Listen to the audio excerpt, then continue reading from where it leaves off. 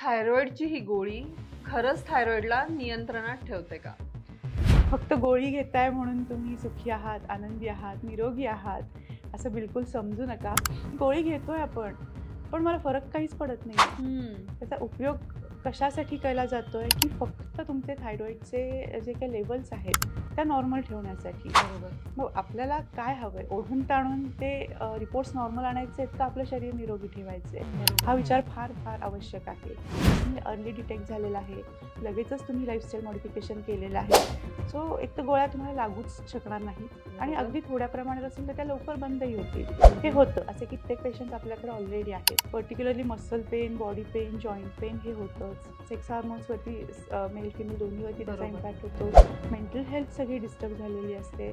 Type 2 diabetes होण्याची शक्यता असते किंवा हार्ट डिसीजेस होण्याची शक्यता आपण आत्ताच पाहिली. सो या सगळ्या गोष्टी जेव्हा होताना दिसत आहेत तर मग आपल्याला तो विचार करणं गरजेचं आहे की ॲलोपॅथिक मेडिसिन का घ्यायची आहेत. ॲलोपॅथीची मेडिसिन्स कमी करण्यासाठी आपल्याला थोड्या हर्बल मेडिसिनचा सपोर्ट घेणं, चांगली लाईफस्टाईल फॉलो करायला शिकणं, एक्सरसाइज करायला सुरुवात करणं, या गोष्टींचा तिथं मदत घेणं गरजेचं आहे.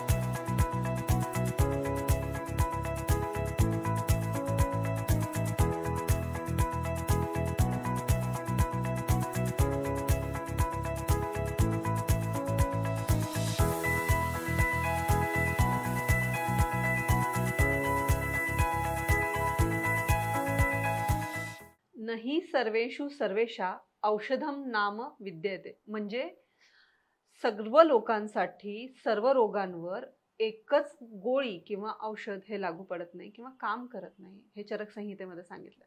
पण हल्ली असं झालंय की थायरॉइड म्हटलं की एक गोळी रोज घ्या, सकाळ संध्याकाळ एक गोळी घ्यायची आणि आजारावर कंट्रोल करायचं किंवा असंच आयुष्य जगायचं.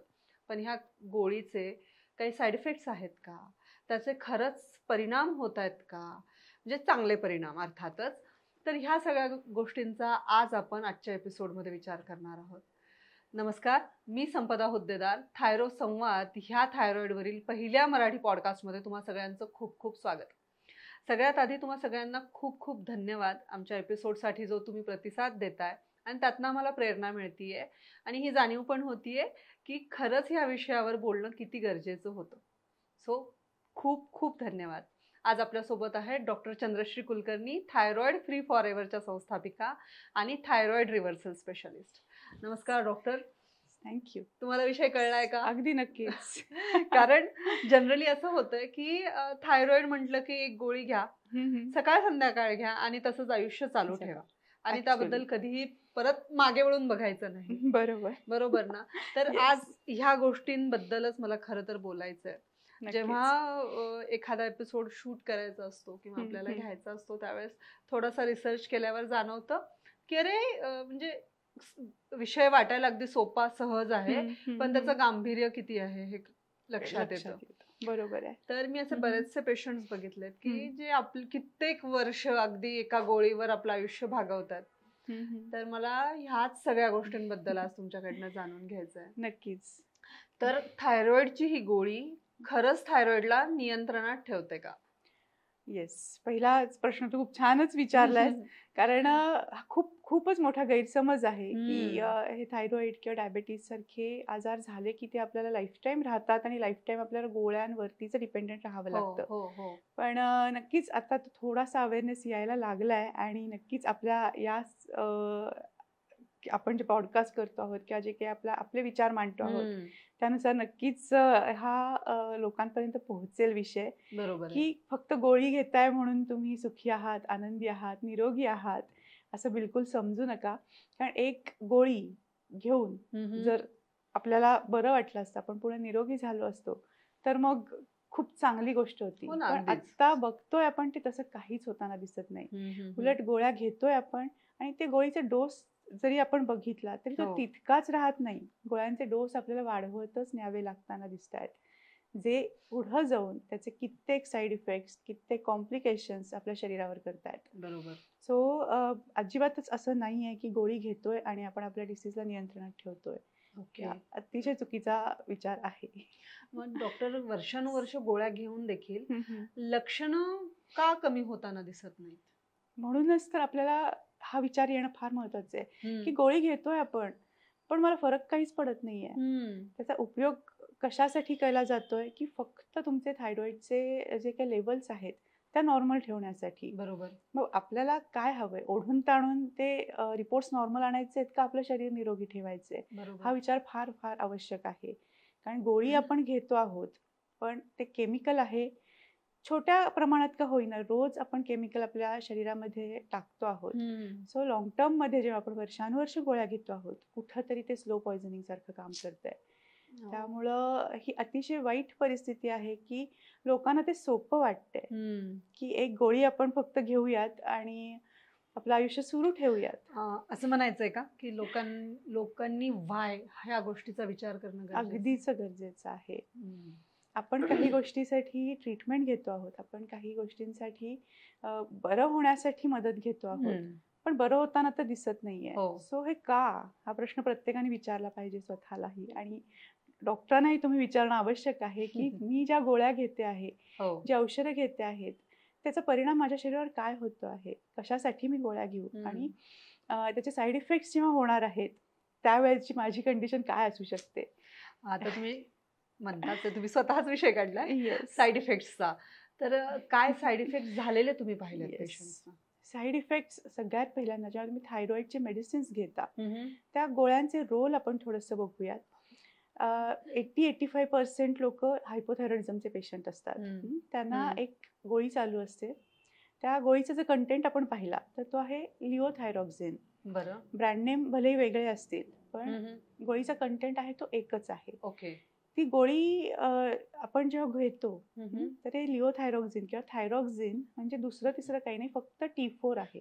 बरं. म्हणजे आपल्या शरीरामध्ये T3, T4, TSH हे जेव्हा आपण चेक करतो आणि गोळी सुरू करतो, कारण आपण बघितलं तर T4 एखाद्या मॅनेजर प्रमाणे काम करणार असतं, TSH लाही ते कंट्रोल करतं आणि ते T3 मध्ये कन्वर्ट होण्यासाठी मदत करतं. सो हे लिओथायरॉक्झिन किंवा थायरॉक्झिन म्हणजे T4 ही एकच गोळी आपण घेतो जेव्हा आपल्याला थायरॉइड डिटेक्ट झालेला असतो. बरोबर. सो ही गोळी जेव्हा आपण घेतो त्यावेळेला काय करतो आहोत आपण, आपली थायरॉइडची ग्लँड कुठेतरी निष्क्रिय बनली आहे, ती योग्य पद्धतीने T4 ची निर्मिती करू शकत नाहीये. सो खरं तर काय करायला पाहिजे की जी निष्क्रिय झालेली सिस्टीम आहे त्याला सक्रिय कसं करता येईल हे बघितलं गेलं पाहिजे. बरोबर. पण वरून आपण ते T4चं हार्मोन घेतो आहोत जे प्रोड्यूस होत नाहीये शरीरात योग्य पद्धतीने, आणि आपण त्या निष्क्रिय असलेल्या सिस्टीमला अजूनच कुठंतरी डिटोरिएट करतो आहोत. आणि त्याच्यामुळंच एक 50 mc ची गोळी आपण सुरू करतो, त्यावेळेला आपल्याला सुरुवातीला वाटतं की सिम्पटम्स कमी झालेले आहेत, चला बरं आहे, ठीक आहे, पण ते तेवढ्यापुरतंच असतं. ओके. साधी गोष्ट आहे, एखादी आळशी व्यक्ती आहे, तिला तुम्ही आयतं छान ताट वाढून दिलं तर ती अजूनही आळशी बनणार आहे ना. सो आपल्या त्या निष्क्रिय सिस्टीमला आपण सक्रिय न करता अजूनही निष्क्रिय करतो आहोत. जेवढं प्रोड्यूस होतं T4 तेही व्हायला कमी प्रमाणात व्हायला सुरुवात होते, आणि मग 50 mc वर तुमचे थायरॉइड हार्मोन नॉर्मल राहत नाहीत, त्याला आपल्याला गोळीचा डोस वाढवावाच लागतो. उदाहरण खूप छान दिलं बरं का. म्हणजे हे लक्षात घेणं तितकंच गरजेचं आहे की आपण हा आजार पोचतोय, लिटरली अशा पद्धतीने पोचतोय. नक्कीच. ओके सर, बऱ्याच वेळा मी असं बघितलंय पेशंट्सना किंवा ज्या स्त्री आजूबाजूला आहेत थायरॉइडनी ग्रस्त, तर चेहऱ्यावर सूज येणं किंवा अंगावर सूज येणं, डोळ्यांना सारखं खाज येणं, चुणचुण करणं किंवा मूड स्विंग्स, सततचे मूड स्विंग्स आणि हृदयाची धडधड वाढणं, तर हे साईड इफेक्ट्स मध्ये गृहीत धरलं जाईल? अगदीच अगदीच अगदीच त्याच्यामध्ये आपण म्हणू शकतो. कारण पर्टिक्युलरली आपण जेव्हा विचार करतो साईड इफेक्ट्सचा किंवा या गोळ्यांचे आपल्यावर काय परिणाम होत आहेत, सो त्या बाबतीत अजून एक मला हायलाईट करावं असं नक्की वाटतं इथं, की आपण जेव्हा गोळी घेतो त्यावेळेला थायरॉक्झिन घेतो, लिओथायरॉक्झिन T4. सो जेव्हा हे T4 आपण घेत असतो, शरीराकडून नॅचरली एक प्रतिक्षिप्त क्रिया म्हणून आपल्या शरीरातलं कॅल्सिटोनिन सुद्धा वाढायला लागलेलं असतं. कॅल्सिटोनिन काय आहे, आपण पहिल्या भागामध्ये बघितलं होतं की T3, T4, TSH बरोबरच कॅल्सिटोनिन नावाचे एक हार्मोन सुद्धा आपल्या पॅराथायरॉइड ग्लँडमधून सिक्रेट होत असतं. सो त्याच्या नावातच त्याचा अर्थ आहे, कॅल्शियमची टोन मेंटेन ठेवण्याचं काम हे कॅल्सिटोनिन करतं. सो जेव्हा आपल्या शरीरामध्ये हे T4 अतिरिक्त वाढायला लागतं किंवा इम्बॅलन्स व्हायला लागतं, त्याला कंट्रोलमध्ये ठेवण्याचं काम हे कॅल्सिटोनिन करतच असतं. मग आपण आता थोडंसं ते नैसर्गिकरित्या त्याच्यावर काम न करता गोळी घेतो आहोत. गोळी घेऊन आपण फक्त थायरॉक्सिन वाढवत आहोत, T4 वाढवत आहोत.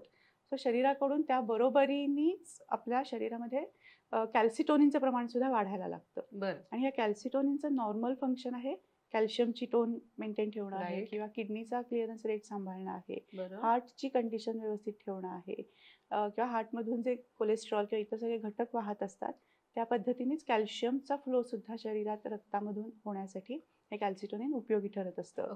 पण जेव्हा आपण गोळ्यांचे डोस वाढवतो, गोळ्या अतिरिक्त प्रमाणात घेतो, त्या प्रमाणात शरीरात सुद्धा ते कॅल्सिटोनिन आपोआप सिक्रीट व्हायला लागतं, वाढायला लागतं, आणि त्याचं नॉर्मल फंक्शनिंग डिस्टर्ब होतं, आणि ते शरीरामध्ये अजूनही वेगळ्या पद्धतीने साईड इफेक्ट करायला अशा पद्धतीने आपल्याला अशा पद्धतीने तू पहिल्यांदा जो प्रश्न सांगितला की छातीत धडधडणं असेल, घाबरणं असेल, हार्ट रेट वाढणं असेल, किंवा बीपी फ्लक्च्युएट होणं आहे, अँझायटी पण आहे, पाल्पिटेशन किंवा घाबरल्यासारखं होणं आपण जे म्हणतो आहोत, त्या गोष्टी व्हायला लागतात.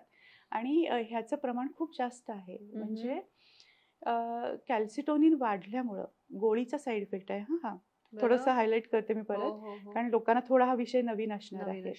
सो गोळ्या आपण घेतो आहोत, कॅल्सिटोनिन नॅचरली आपल्या शरीरामध्ये त्यामुळं वाढायला लागतं, आणि कॅल्शियम लेवल जी आपल्या मसल्समधली आहे किंवा आपल्या बोनमधली आहे ती खेचून घ्यायला लागतं हे कॅल्सिटोनिन, अतिरिक्त वाढलेलं कॅल्सिटोनिन, आणि ते आपल्या शरीरामधून, आपल्या रक्तवाहिन्यांमधून ते व्हायला लागतं. त्यामुळेच त्याची एक कंडिशन दिसते की पेशंटला कॅल्शियम डिफिशियन्सी दिसते. त्यांना मसल पेन असतं, बॉडी पेन असतं, जॉईंट पेन असतं, पण ते अतिरिक्त जे कॅल्शियम असतं ते आपल्या शरीरातलं खेचलं गेलेलं असतं आणि आपल्या रक्तवाहिन्यांमधून वाहत असतं.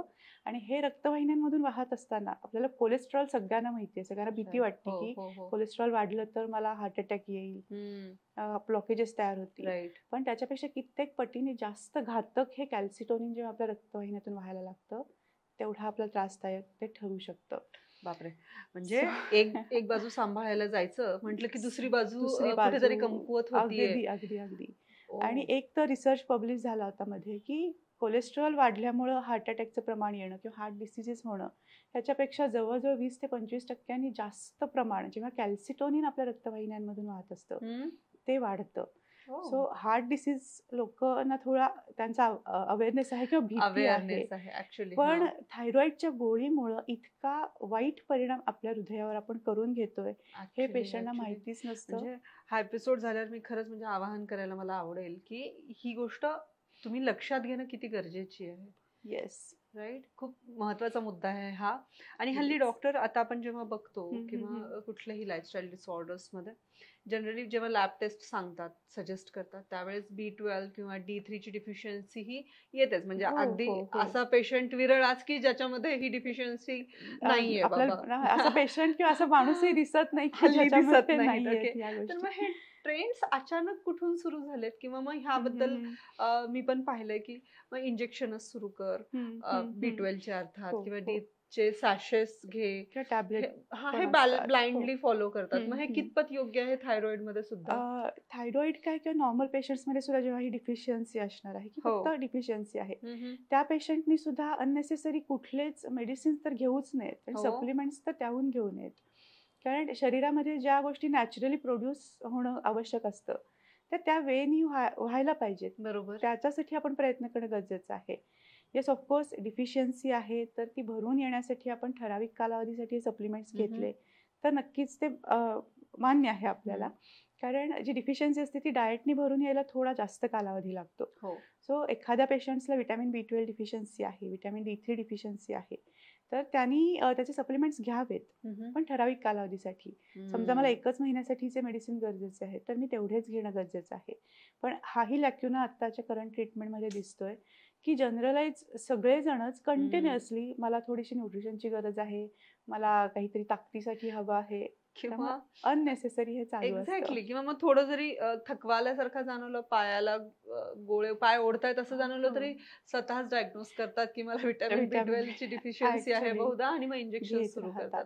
सो ओव्हर डोस सुद्धा कुठल्याच मेडिसिनचा किंवा कुठल्याच सप्लिमेंटचा आपल्याला आवश्यक नाहीये. Perfect, right. आणि हल्ली आपण बघतो जे जनरली कुठलीही डायग्नोज झाले की लोकांचा कल असतो ॲलोपॅथी ट्रीटमेंट, म्हणजे it's a quick relief, right? बरोबर. सो ॲलोपॅथी ट्रीटमेंटमध्ये आपण क्विक रिलीफ मिळतं आणि आयुर्वेदिक ट्रीटमेंटमध्ये आपण असं गृहीत धरतो की ही रूट कॉजवर काम करते. तर मग थायरॉइडमध्ये पर्टिक्युलरली थायरॉइड बद्दल मला सांगा की ह्या 2 पॅथीज कसं काम करतात. नक्कीच सांगते. आता इथे कुठल्याही पॅथीला दोष देणं किंवा असं हे तो आपला नक्कीच नाहीये. प्रत्येक पॅथीचे त्या ठिकाणी बेनिफिट्स आहेत, प्रत्येकाचे काही ना काही तिथं लॅक्युना सुद्धा आहेत. सो जेव्हा आपण ॲलोपॅथीची ट्रीटमेंट कुठल्याही डिसीजसाठी घेणार असतो, लिमिटेड टायमिंगसाठी आपण घेणार असतो, तर ते नक्कीच चांगलं आहे की मोठं इन्फेक्शन आहे, एखादं ऑपरेटिव्हच करावं लागणार आहे, तर त्या गोष्टी आपण टाळू शकणार नाही. तिथं आपल्याला ॲलोपॅथीचाच वापर करणं गरजेचं आहे. पण लॉंग टर्मसाठी जेव्हा आपण काही गोष्टींवरती डिपेंडंट राहणार आहोत किंवा त्याचा सपोर्ट घेणार आहोत, तर त्यासाठी सगळ्यात बेस्ट आपल्याला आयुर्वेदिक किंवा होमिओपॅथिक या पद्धतीने किंवा नॅचरल थेरपीज काम करतात येस वापरणं गरजेचं आहे. सो रूट कॉज जो विषय काढलास तो फारच महत्त्वाचा आहे, कारण आयुर्वेदामध्ये पर्टिक्युलरली त्याच्यावरती काम केलं जातं. कारण स्वस्थ व्यक्ती आहे त्याचं स्वास्थ्याचं रक्षण करणं ही पहिली टेंडन्सी आयुर्वेदाची आहे म्हणायला हरकत नाहीये. सो त्यासाठी पहिल्यांदा आपण रूट कॉज शोधणं गरजेचं असतं की हा डिसीज झालाय तरी का. कारण असं म्हणतात की कुठल्याही आजाराच्या मूळ कारणावरती जर आपण घात केला तर तो आजार मुळापासून आपण दूर करू शकतो. आणि आयुर्वेदामध्ये हे जास्त चांगल्या पद्धतीने आपल्याला करता येतं. राईट. सो हे रूट कॉज कसे शोधायचे, तुमचे सिम्पटम्स काय आहेत, त्यानुसार आपल्याला त्याच्यावरती काम करणं गरजेचं असतं. परफेक्ट. म्हणजे रूट कॉजवर क्विक रिलीफ पेक्षा लाईफ लॉंग सोल्युशन कडे बघणं जास्त गरजेचं आहे. कारण असं म्हणतात की आयुर्वेदाचे काही साईड इफेक्ट्स नसतात. शेवटी ते मेडिसिन आहे, मी असं म्हणत नाही. मी बिईंग आयुर्वेदिक पर्सन, आयुर्वेदाचे सुद्धा काही साईड इफेक्ट्स असतात. जर तुम्ही ते क्वांटिटीमध्ये जास्त घेतले, खूप जास्त लॉंग टर्म मध्ये तुम्ही घेतले किंवा ओव्हर कॉन्शियसनेसमुळे पण होत असेल. येस, तेही होतं. सो कुठल्याही बाबतीत आपल्याला अतिरेक करायचा नाहीये. जिथं ज्याची गरज आहे त्याचा आपल्याला आधार घेणं गरजेचं असतं. आणि त्यामुळंच आयुर्वेदाला आपण जेव्हा थोडंसं महत्त्व देतो आहे की कम्पॅरेटिव्हली त्याचे साईड इफेक्ट्स कमी असतात आणि असं म्हणतात की थोडे उशिरा त्याचे रिझल्ट्स मिळतात. पण असं काही नाहीये. आयुर्वेदाचे रिझल्ट सुद्धा खूप फास्ट मिळतात आणि परमनंट टिकणारे असतात. सो नक्कीच ते खूप फायदेशीर ठरू शकतं. मग ह्या आयुर्वेदिक पद्धतीमध्ये पर्टिक्युलरली मग गोळ्याच कमी केल्या जातात का काही वेगळी ट्रीटमेंट तुम्ही सजेस्ट कराल? येस, कसं असतं की आपल्याला ॲलोपॅथी गोळ्यांचे साईड इफेक्ट होतात हे सगळ्यांनाच दिसतं आहे. सो काही तू हायलाईट पण केलेस की गोळ्या आपण जर लॉंग टर्म घेतल्या तर काय होतं आहे. So particularly muscle pain, body pain, joint pain हे होतंच. सेक्स हार्मोन्सवरती मेल फिमेल दोन्हीवरती त्याचा इम्पॅक्ट होतो. मेंटल हेल्थ सगळी डिस्टर्ब झालेली असते. टाईप 2 डायबेटीस होण्याची शक्यता असते किंवा हार्ट डिसीजेस होण्याची शक्यता आपण आत्ताच पाहिली. सो या सगळ्या गोष्टी जेव्हा होताना दिसत आहेत तर मग आपल्याला तो विचार करणं गरजेचं आहे की ॲलोपॅथिक मेडिसिन का घ्यायची आहेत. बरोबर. सो आपल्याला त्यातनं बाहेर पडायचं असेल तर मग काय मेथड वापरता येईल, तर कशा पद्धतीने आपण त्यातनं बाहेर पडू.